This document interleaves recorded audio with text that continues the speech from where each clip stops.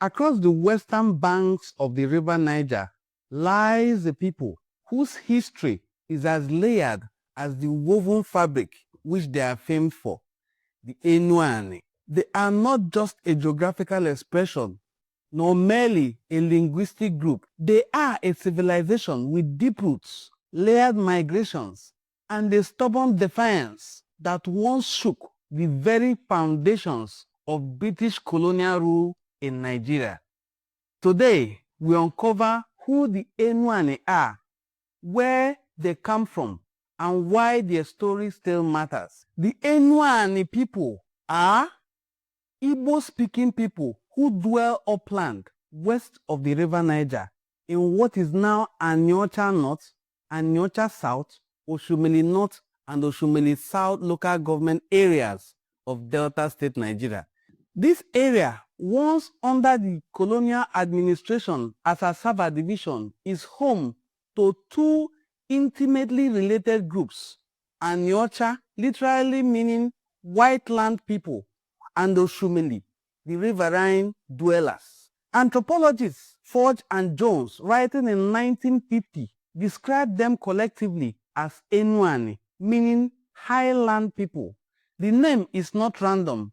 It comes from Igbo words, Enu, meaning up or high, and Ani, meaning land, a nod to the elevated terrain compared to neighbors. And here's an interesting cultural detail in Enuani tradition. Places are often named after their geography, just as Enuani means upland dwellers. Their neighbors in the south, the Okwani, proudly call themselves lowland people. Geographically speaking, Enuani territory is like a cultural crossroad.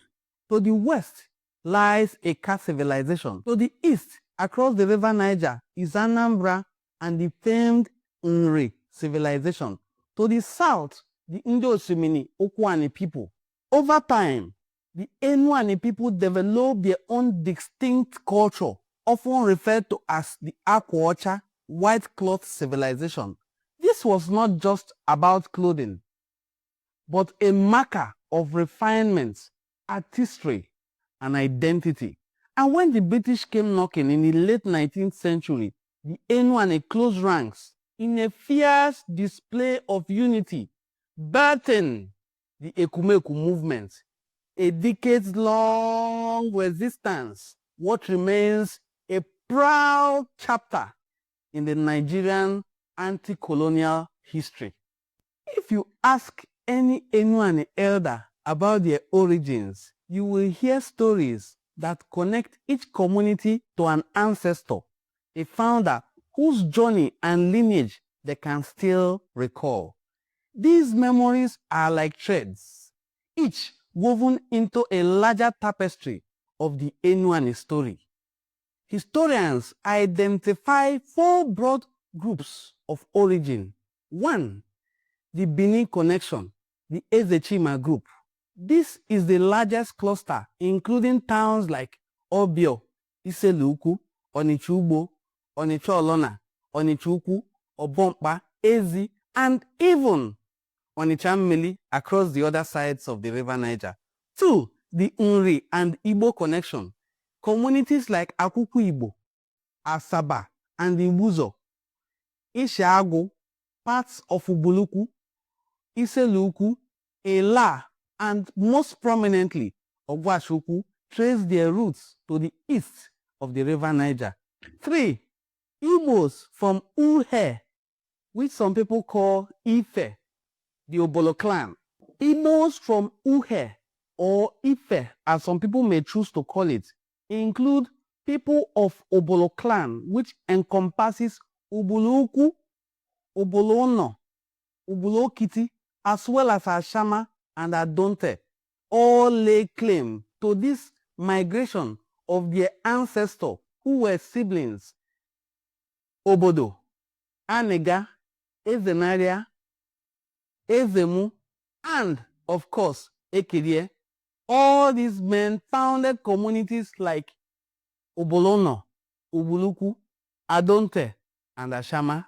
The fourth group, the Yoruba and Igala lineages, which includes Ubodu, Okwonzo, Ebu, Ela, Obolobo, Obokpa, Opanam, Okwe, Oko, who all lay claim to these three different ancestries. Some are called Olukumi people. Some lay claim to Igala ancestry, while some also lay claim to a secondary migration within the Enuani people. A tale of Chima.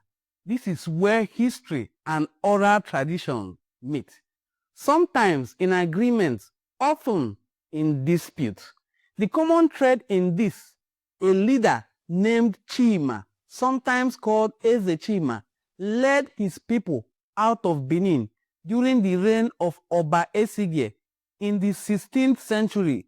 But why they left is a matter of debate even unto this day among the various communities founded by his children. The royal intrigue, as recorded by Oono, Chima was married to Princess Edelayo, who due to a personal circumstance could not ascend the Benin throne. The title Eze, meaning king, attached to her, and together they became Eze na Chima, later shortened as Eze Chima. This is the version according to Oono. Now, there's another version, the Queen Mother incident.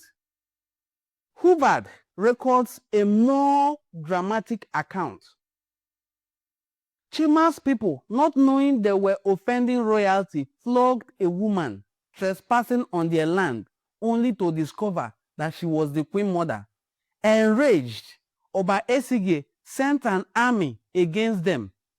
Defeated, Chima's people fled, founding several communities along the way, not just in present-day Enuani territory, but also Onitsha, Obetim, Osisa, Ashaka, Eguta, and other places not even listed in this documentary. But history, as every good historian knows, is really simple. Professor Onwejogu warns that some communities, notably Asaba, may have revised earlier genealogies to align with the Ezechima narrative, even when other traditions link them to eastern Igbo towns like Nteje. And then there is the Abo tradition, which claims that Chima, spelled Kime, was not Benin at all, but a fugitive from the Alisimen clan of Abo, who fled after a failed coup against the king around the year 1698. So, who are the Enuani? They are upland Igbo people, yes, but they are also a living archive of migrations, alliances, and cultural cross-pollinations. Their story is written not just in dusty archives, but in songs, titles, cloth, and festivals that survive to this day. For the Ogwashi-Uku, history is not merely academic. It is a shield against cultural erosion. In an age of rapid modernization and digital distractions, these stories serve as anchors, preserving titles, festivals, and oral histories that define identity. As historians note, without such memory, societies drift into collective amnesia, forgetting both their mistakes and their triumphs. According to historians, early settlers in Ogwashi-Uku were migrants from Onri, princes and emissaries who carried royal authority and spiritual knowledge into a new territory. The community also engaged with the Benin Kingdom, not as a conquered people, but as a diplomatic partner when it suited their interests, such as the Obi of Ogwashi-Uku's documented mission to Benin in 1836. Historians debate whether kingship traditions in Ogwashi-Uku were imported wholesale from Benin or simply adapted to local Igbo governance. What's clear is that Enuani and Ogwashi-Uku people in particular had a remarkable ability to borrow usefully while keeping their core Igbo existence intact. For instance, look at the Okpala's leadership system, where the oldest man becomes the leader. Among the people of Enuani, Ogwashi-Uku became both guardian and innovator, preserving rituals, adopting Benin courtly customs, were beneficial, and engaging in intercommunal relations that strengthened Anioma unity. Some people make the mistake of saying it was intermarriage that led the Enuani people and the Benin people to start exchanging cultural practices. That is not entirely true. Igbo, the prince from Uri who came to found Ogwashi-Uku, married one of the Benin settlers, not the other way around. So if it is projected that languages change because we married their people, perhaps Ogwashi-Uku would have been speaking an adult version of language, since the wife of Igbo is from that other side of Igbo land, because Idu Igodomigodo was and still remains Igbo land. The story of Enuani and Ogwashi-Uku within it is one of dual heritage. Igbo at its heart, shaped but not overshadowed by Benin influence. Let's not make any mistakes about it. It is proof that identity can evolve without disappearing, that tradition can survive modernity, and that a people who remember where they come from can walk into the future with unshakable confidence. Because in the end, the past is not just history, but it is the foundation of who we are.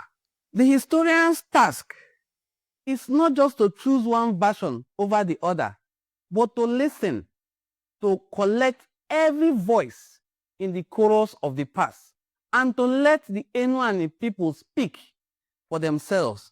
Because in the end, history is not just about where we come from. It is about understanding why we still call that place home. That is just the essence of history. Why do we call this place home?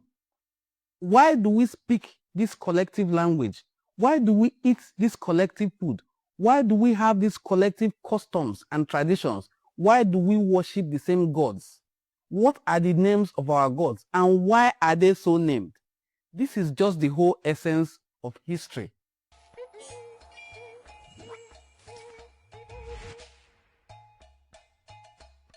Enuani.